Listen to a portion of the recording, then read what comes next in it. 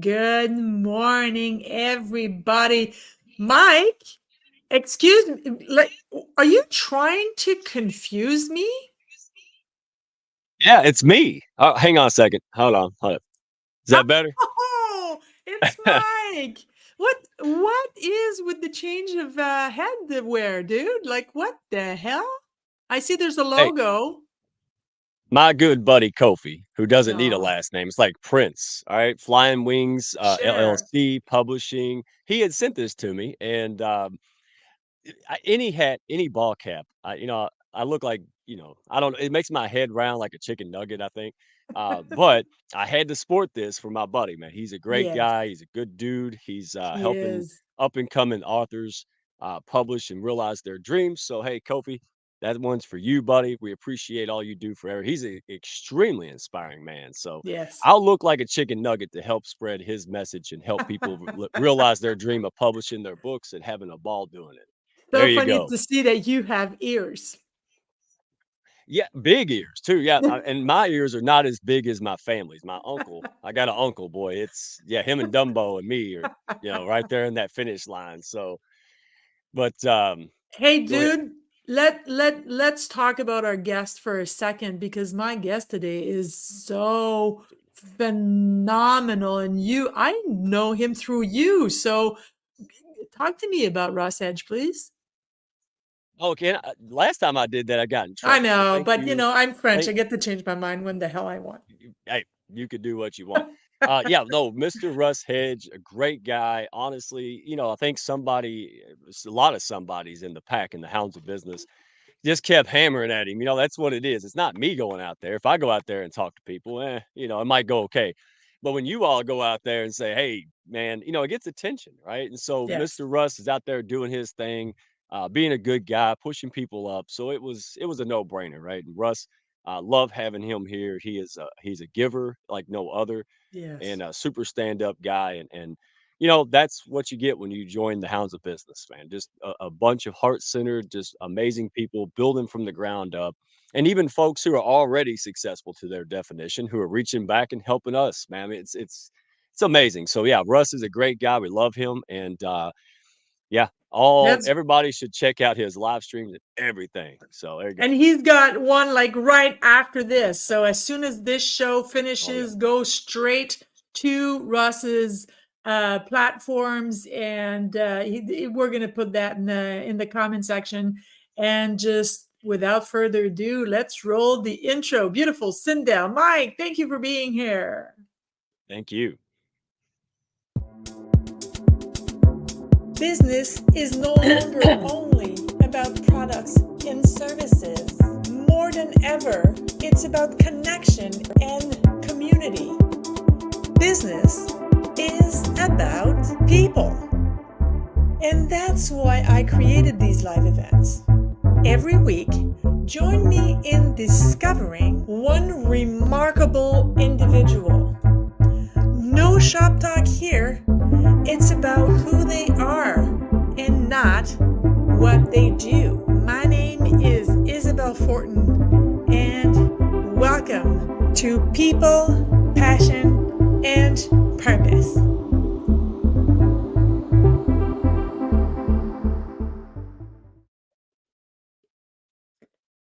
Guys, I don't want to wait. I was just going to say, I don't want to wait. I want Russ on the show right now. Good morning. It's early for you. Thank you so much for being here.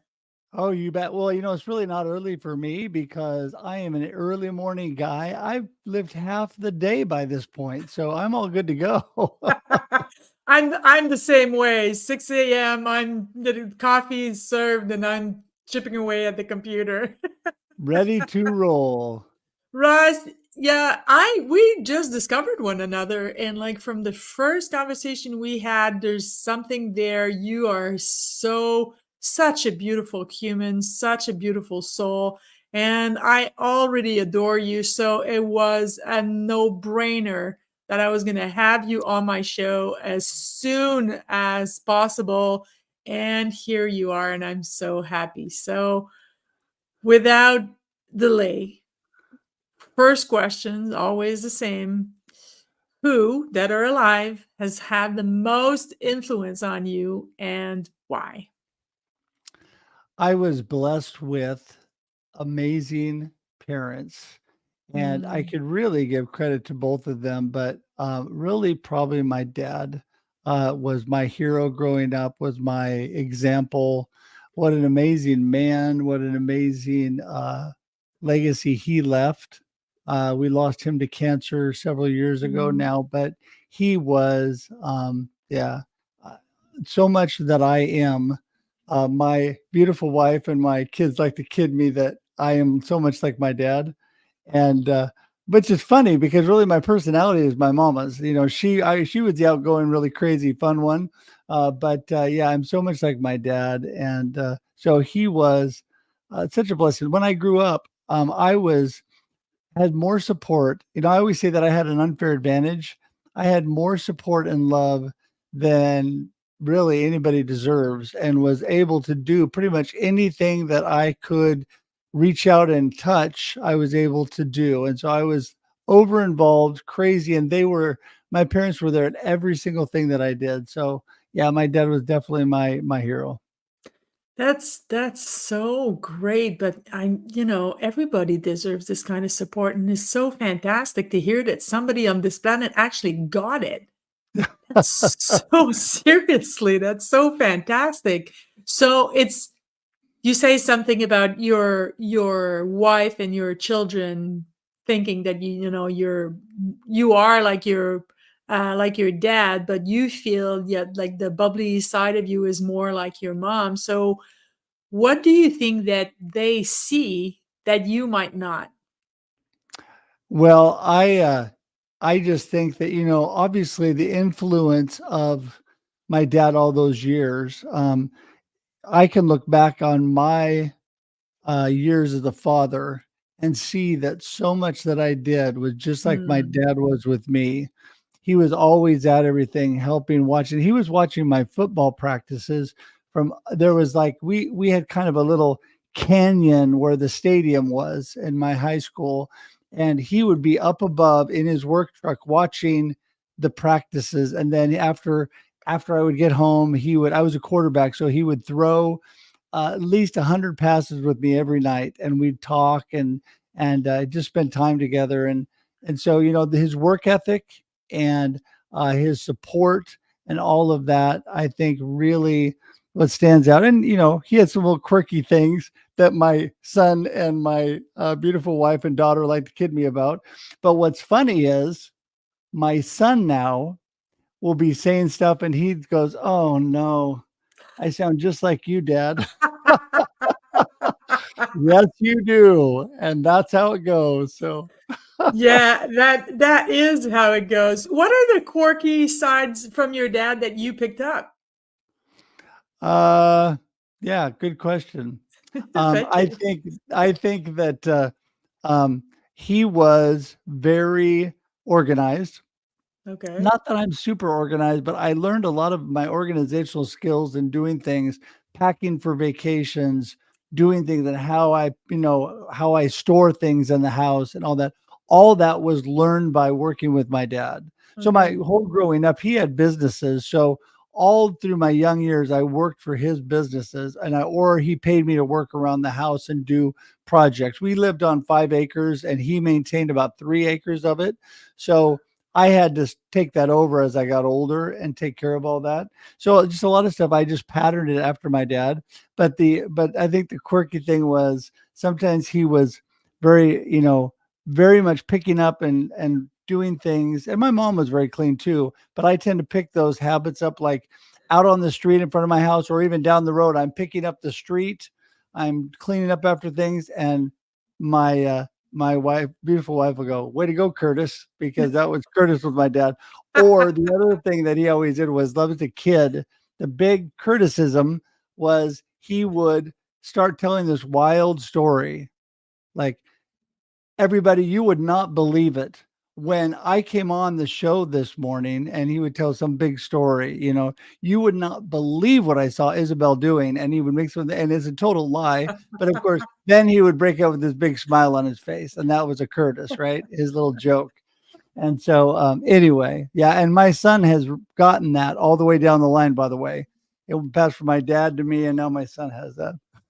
It's so funny because sometimes it does skip a generation, and just a little side story, but I've spoken about this several times. I don't want to go into details, but I lost my mom a long, long, long, long time ago. Like I was 5, but my niece, who her grandmother passed away 30 some odd years before she was born, has picked up things that my mother used to do. And she had never met her. She's like, she didn't even know, well, she knew she existed, but she had never heard about her or anything like that. So there are things that are just transmitted from generations to generations without even having been in contact with them. And that's so fascinating. I need to learn more about about this, is my point.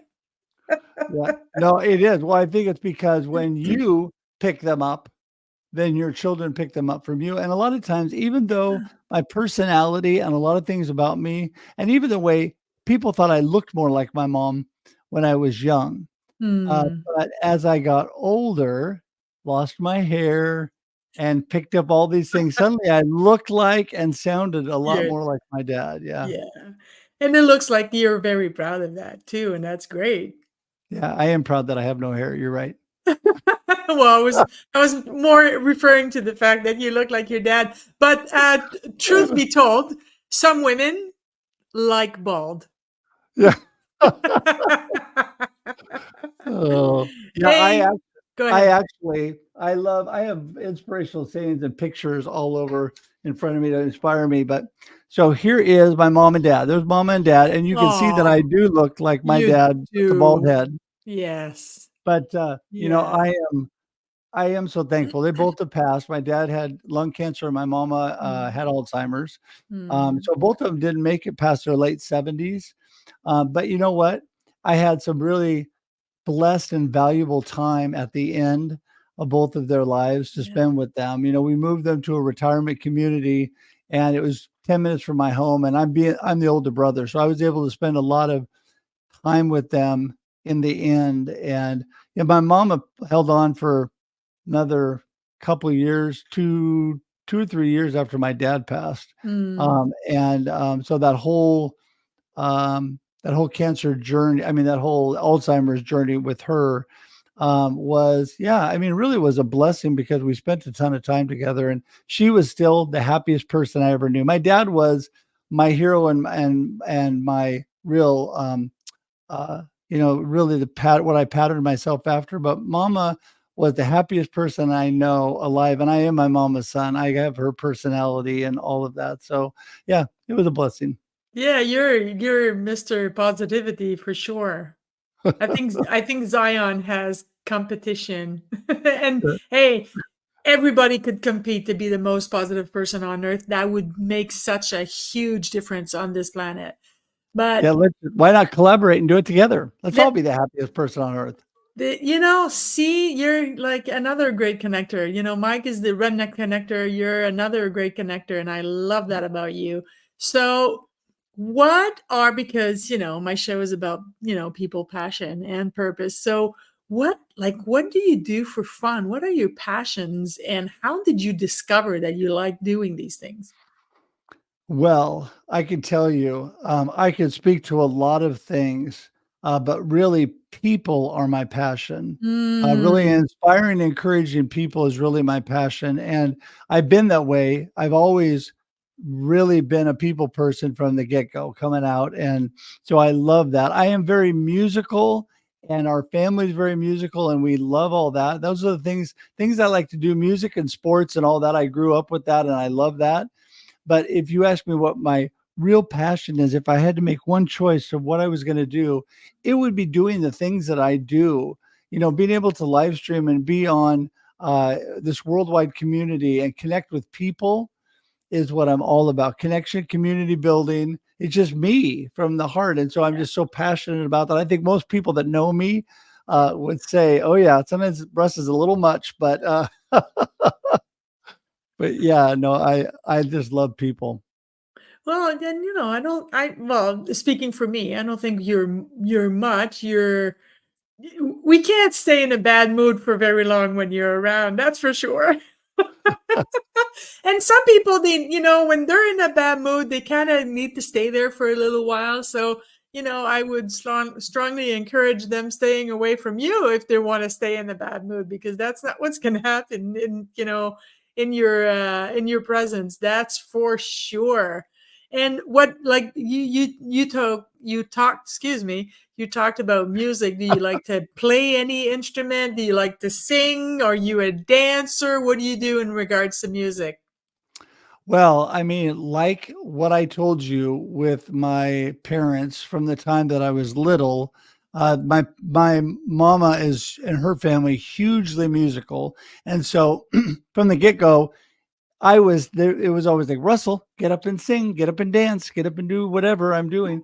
And same thing with my sister Brenda. So she always had us out in front of people, and so I started singing from an early age, and then picked up the trumpet in fourth grade. Uh, Wow.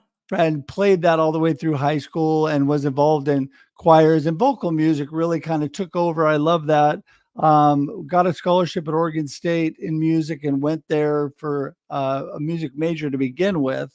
Didn't end up graduating with a music major though, because I found out music theory and stuff like that was really not me. I was more over the fun loving, creative, right brained performance type stuff, right? So I Yeah, I hear did. you. Yeah, so I had a ton of fun. I mean, at Oregon State, I was in the OSU choir, which was the big traveling choir. I was in the OSU Men's Barbershop Quartet, so we would travel around and sing, and the girls always loved that. So that made you Yes. feel happy in college, and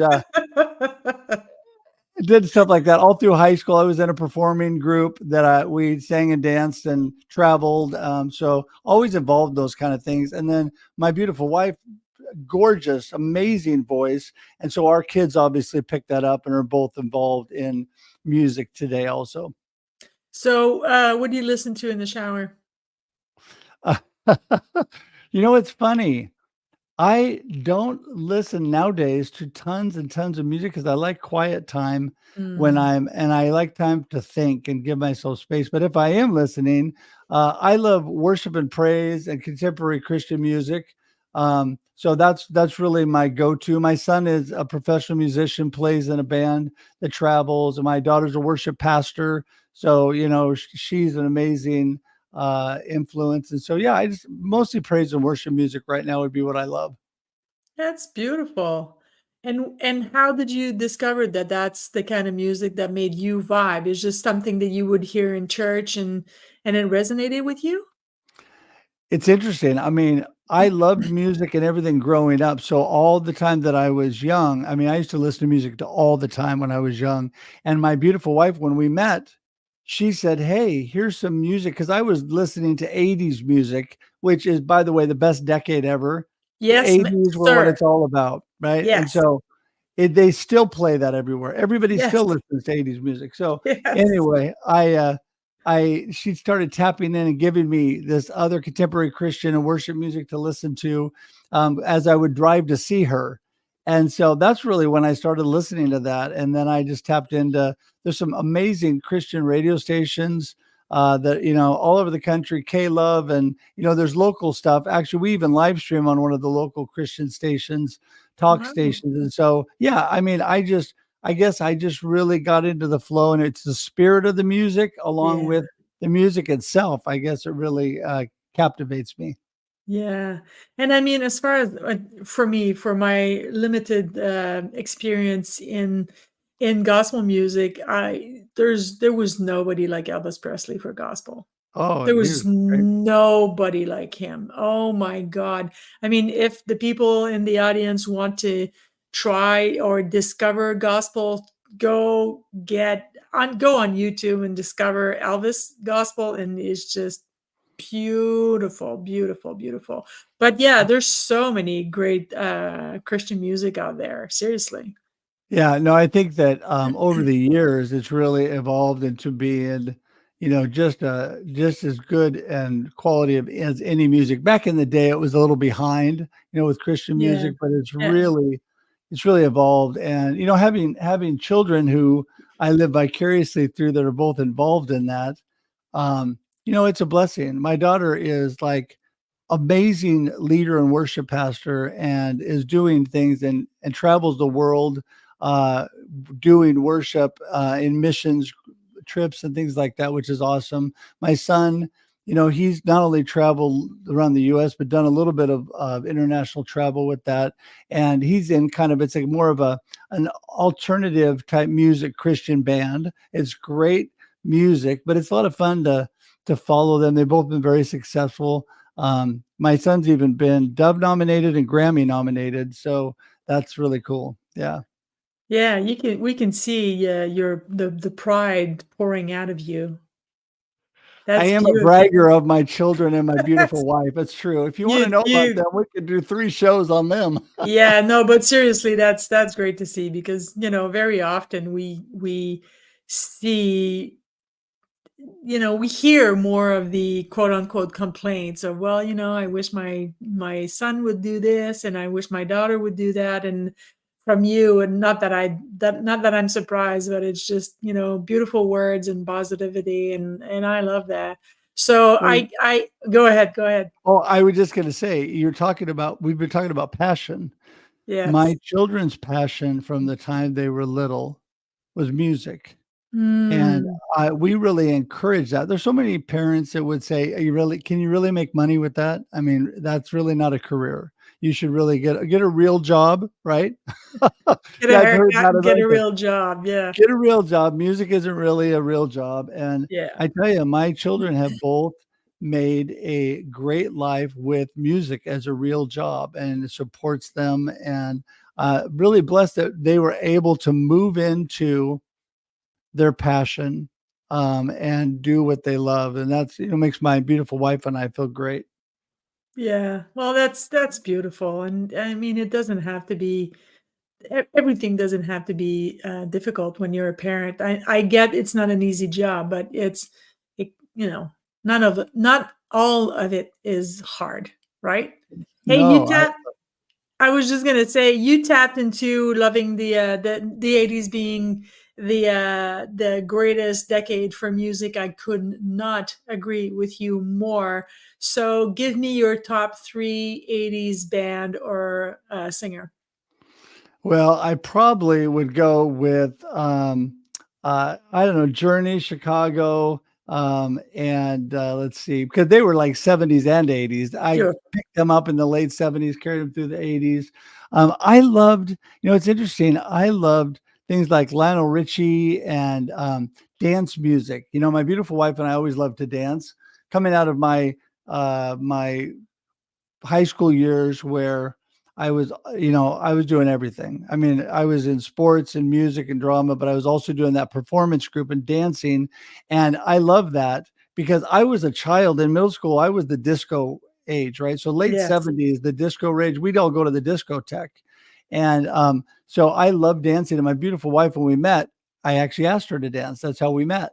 And Aw. so we love to dance. We love to sing together. And so she is the music encyclopedia. But I would say that people like that, Michael Jackson, Lionel Richie, then groups like Chicago and Journey and things like that, I really liked. You're speaking my language, my friend. I saw Chicago live a few times here in Montreal. Oh my goodness, there's 24 people on stage. Trumpet section is just such a great show. Yeah, you truly you're connecting directly straight to my heart now. Yeah, no, I'm with you. I saw them live when I actually saw them live in late junior high. So that was the 70s part of Chicago going into the 80s, and awesome. I saw, I loved all the instrumentation. Being a trumpet player, the fact that they had that whole brass section was really captivating to me too. You said that you met your wife asking her to dance. What made you go ask her? It's a long story, but let's see. Let's give the Reader's Digest You version. you can you can do 5 minutes. We got time. We can do 5 minutes on that. It was her 21st birthday. and she was out with a friend at a dance club, and I was there at a bachelor party. And so God did something amazing. We both were probably in an area where God would prefer us not to be, but we were there at this club, and I was hanging out with the guys, and this was in my wild college years, and I decided I wanted to go dance. And so I was, I mean, I'm not going to pat myself on the back, but I was a good dancer and I was a decent looking guy. And I never actually had ever been turned down to dance. I mean, because it was all people I knew, all the Yeah. community that I hung out with. You know how that is when you're growing Yeah, up. yeah, yeah, yeah. You already know everybody. But Yeah. yeah, I mean, I just was, yeah. I mean, I was actually very good. And so I kind of was prideful, right? I was kind of prideful and thought a lot of myself. And so I went and asked this gal to dance, and she looked at me like I was trying to take her home and do something. And I'm just like, I just want to dance. And she says no. And I'm thinking, this is really weird and very strange. But I'm not gonna, I am a push forward and overcomer, right? So I go to the next gal, ask her to dance. She turns me down. This room is a big circle, by the way. The dance floor is in the middle and everybody's around it. God is moving me around this circle. I truly believe this to this day, because Lee and I were obviously meant to be together. Third person turns me down again. I am thinking, you have got to be kidding me. You've got to be kidding me. I mean, okay, I may not be the world's gift to everybody, but I just tried to dance, right? Yeah. I come around, I'm at the last table around this room, and I look straight ahead. They're sitting facing the dance floor, and I only see the back of their heads. There's a blonde and brunette, and I love blondes, right? So I walk up to my beautiful wife, ask her to dance, and the rest is history. She did dance with me. Oh. I did get her phone number afterwards, and we, within a month and 3 weeks of meeting, we were engaged to be married, actually. Oh, that's beautiful. Oh, I'm so glad I asked that question. I had a funny feeling you had an interesting story, and sure enough, you did. I love that. I love that. And I love the fact that how many decades later, like almost 40 years, is that it? Or We're celebrating 37 this year. oh my And so goodness. we've been together for 38 because we got engaged quickly, but she was out of college and I was just graduating.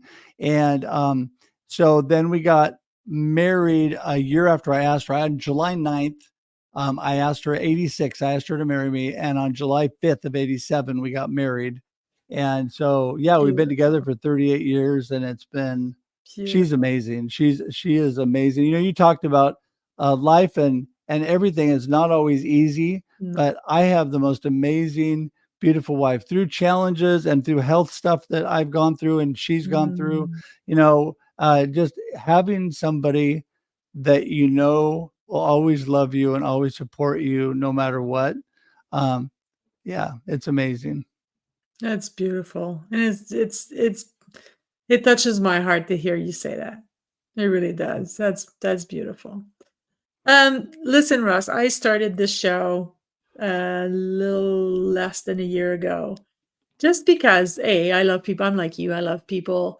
I'm always intrigued to know what their passions are and how they discover them. But the main reason was ever since I started this LinkedIn journey 2.5 years ago, it seems to me that everybody that I meet either are helping other people find their purpose or they are looking for their purpose.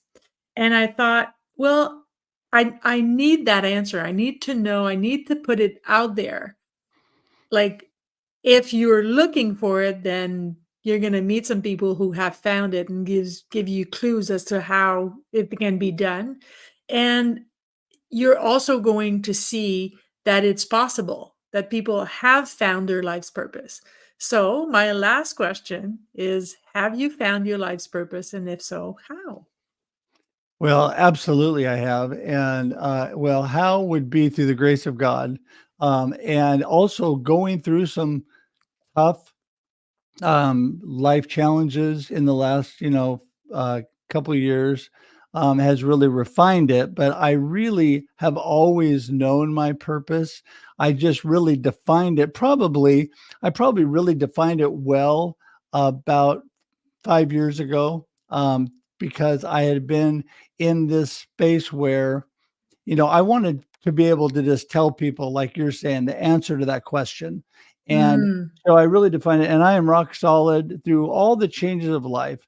My why or purpose in life is to inspire and encourage you and all the people watching and all the people that I interact with to live a purpose driven life of mm, significance. And I always, say, well, what do I mean by that? I want people to be world changers, difference makers. I want people to be able to use their God-given talents to do amazing things. And I want to inspire and encourage them to do that.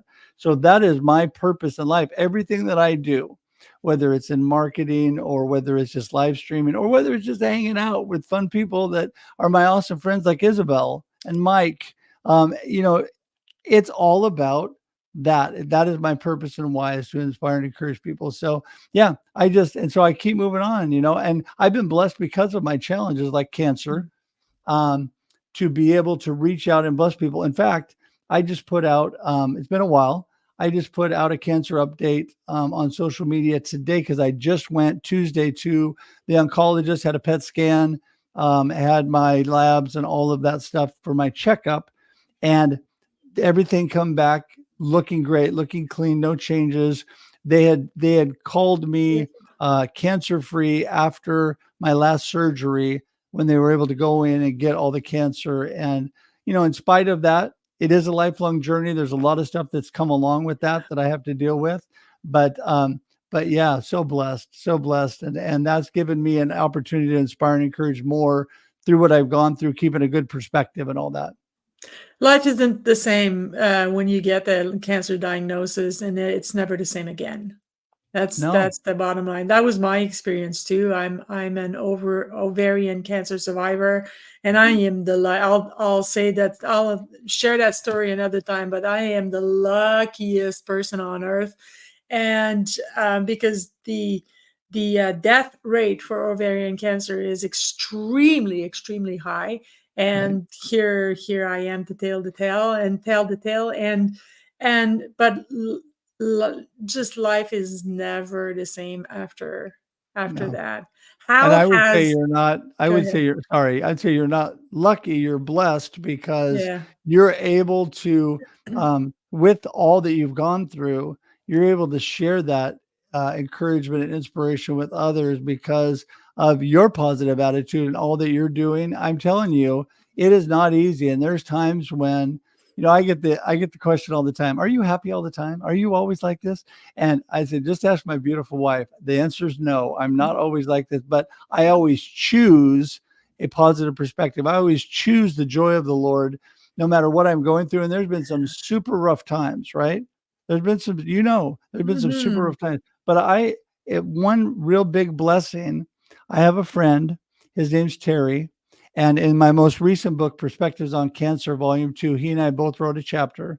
He had exactly the same cancer that I did, but I had it 11 years later. And he told me when we first met that I am so blessed because technology had come so Oh, far. yes. When he got it, they told him he was going to die in 5 years, that it was, Mm. there was no hope. And he ended up losing his foot, then he lost his leg, and now he still has tumors in his lungs. He is the most upbeat, Yeah. positive, God-fearing man that I know, that is a positive influence, and he's still battling through it today. But you know what? He's gone well beyond Amen. what they said that he would survive, and he's still moving forward. So, it all boils down to where your perspective is with what you're going through. Yeah, and it's the positive attitude, and I like that you say that, that no, I'm not happy all the time, and no, I sometimes I wake up with a bad hair day. Just a little joke. And so It happens exactly, every now and then. yeah. I've been deciding, what should I try over, or I don't know. You should go purple. like me. There you go. That's it. I'd have purple little stubble everywhere. That would be cute as hell. No, but seriously, for me anyway, cancer was okay. So it was me facing, because we all know in theory we're going to die one day. Oh, And sure. when you get your cancer diagnosis, you go, oh, I'm going to die one day. Yeah. It makes it real. It's not theoretical anymore. It's oh my God, and maybe that day is soon. And I don't know um if that's how it was, how you went through this, but for me, my excuse my language, everybody, my I don't give a shit button got installed in a major way. And when I say that, it's not that I don't care about people, not actually, quite the opposite, is that I go to the truth of the matter, of the bottom line, of the how in the goodness of people as quickly as possible, because I don't have time to talk about the weather. It's not important. And I Is mean, that why we've never talked about the weather? no, I never talk about the weather, except that once in a while, like yesterday, I I turned around. I don't know. I was on a call, and yet I turned around and it's snowing. And I went, "Oh goodness gracious, it's snowing!" And that was the end of that. It's just that but I'm not gonna spend. Oh my God, it's snowing and it's the end of April. Yeah, no, no, no, no, no, no. I don't have time for that, dude. So that's what cancer did for me. Is holy crap, this has an end. So if I don't go to what matters to me most as quickly as possible. And I'm not going to vibe with everybody. That doesn't make them a bad person. It's just maybe we're just not aligned, and we're not, our journeys is not supposed to be, like crossing or whatever. So I just let go of that and walk away, not in anger, just walk away and focus on my tribe and focus on the things and on the people that matter to me in this journey and this particular time around the most. But Yep. but that's it. So how, that was a long ass question. So how, what did cancer wake up in you? Did it wake up a sense of urgency? Like what did it do? Well, it's interesting because the first collaborative book I wrote, Rattled Awake, Volume 1, was all about that moment. All about my Rattled Awake moment that dealt with my cancer diagnosis, and was I really truly living all that I talked about? It's not that I didn't believe it, not that I wasn't trying, it's not that I didn't talk about it, but was I truly living it? That's what it really rattled Mm, awake in me. And yeah. that was a moment when, because it's interesting. Um, so I write about this in probably a couple of my books, definitely in Perspectives on Cancer. When you get that phone call that you have cancer, um, it's startling. But the first call I got, I was at 2A, invasive melanoma on my foot. They thought they were going to do pretty extensive surgery on my foot, but it would all be good. Then they found that it traveled to my groin and the lymph nodes. Then I was Mhm. at stage 3C, which is almost stage 4, Yeah. and very serious. And all of a sudden, I mean, it was like all the wheels started moving. Everybody, no waiting at that point. They're just No. plugging you in and you're moving. Yeah. And when that happened, we did have the moment where the family cried together and we were pretty shocked and all that at the moment. But the beautiful thing was, this was in the evening, and the next day was coming. And my dad, who is my hero, who we talked about, who always used to say to me, son, tomorrow's a new day. When things are going lousy today and you're really, things are really not good, you get a good night's sleep. Wake up with a fresh perspective. Things look a whole lot different. Tomorrow's a new day. Yeah. And so I did. I woke up the next day. God spoke to my heart and said, It's a new it's day. all good. I've got this. It's all good. And so, and I Beautiful. always say, God's not done with me yet. I'm still rolling. Oh man, I could talk to you forever and ever, but We are a little bit more shorter on time today because you are hosting a live event in 20 minutes. So is there any questions I didn't ask you that you would like me to ask? Well, no, I mean, I'm just kind of an open book, you know, and I just really what I would like to say, you don't have to ask me this, I'll just give an answer. Beautiful. I Uh, love it.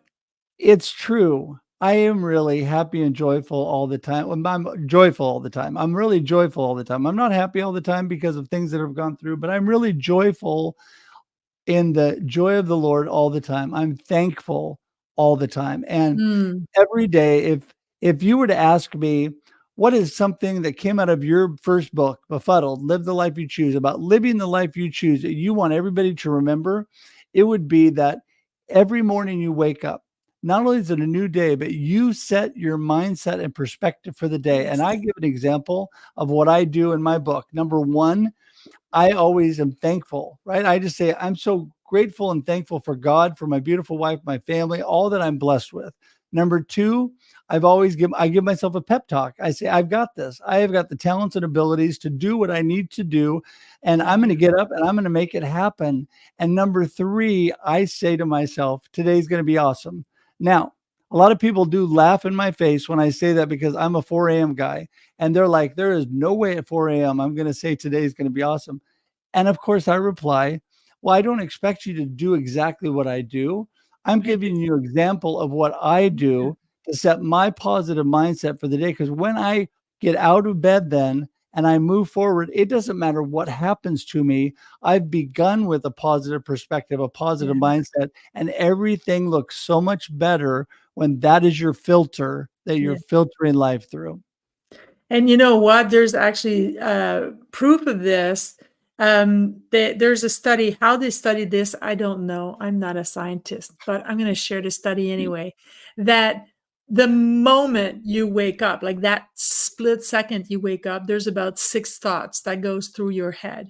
And the difference between the happy slash successful, now define success for yourself, that's okay, successful people that consider that they are success or they have achieved success in their own lives in the way that they feel is right for them.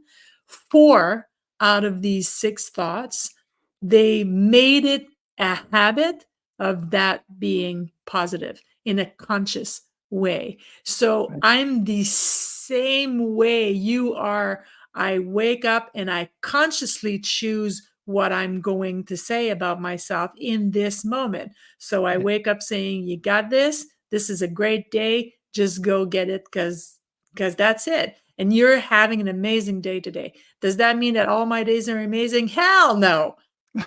But I snap out of it quicker because I have that mindset. And I love, love, love that.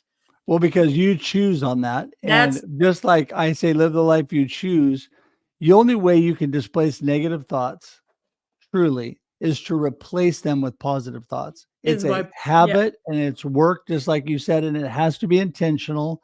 yeah, And I would encourage everybody to do that because I tell you, my own scientific research, which is a joke, but my own, talking to people, 90, well, most people, let's just say most people wake up and the first thing in their mind is anxious thoughts, yes. negative thoughts, and things that are weighing on them. And you have to replace those with positive thoughts. So, And anyway, it's that's in, my last word. yeah, and but you said the right word. It's a choice. It's an Yes. intention and it's a choice. And it's free. Guys, seriously, what have you got to lose? It's free. You just consciously choose to say something positive. And I write gratitude journal every morning once the coffee is done. I sit down and I don't only write what I'm grateful for, I write why I'm grateful for these things because that's how it's the emotion connects you to this higher thing. Call it God, call it Jehovah, call it whatever you want. It's all the same energy.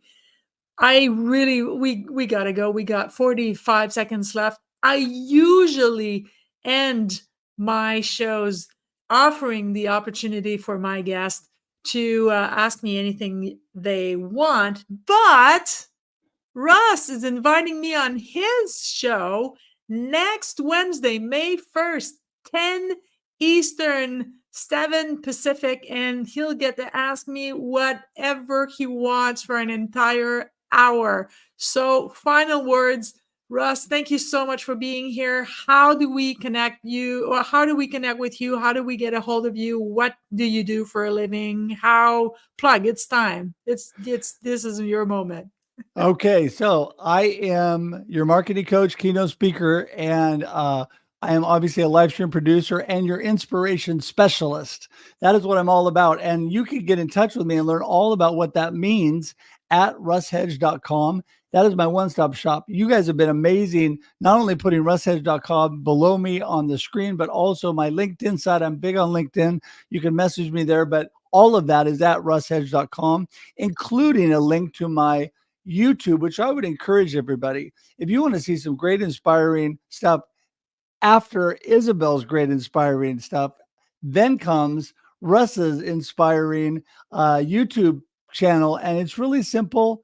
Just go to russreels.live or marketingwithruss.live, which is the name of 2 of my shows, and it'll take you directly to my YouTube page. Or better yet, go to russhedge.com and you can link straight to it. And that is all about me. And I would love to have a conversation. There's a connection link. Please connect with me. Please, I would love to Zoom and chat with you and get to know you if we're not already connected. And I strongly encourage everybody to do that. Listen, we're going to end this show right now. Thank you so much, Russ, for coming. And guys, next week's my guest is none other than mon ami, Kevin Moreau, the Mr. Mingle. I adore him. He is my heart. I love him to pieces. I can't wait to get this one-on-one with him. Russ, thank you so much. And we're going to end this show so you can jump on your call. Bye, everybody. Thank you, Cindy.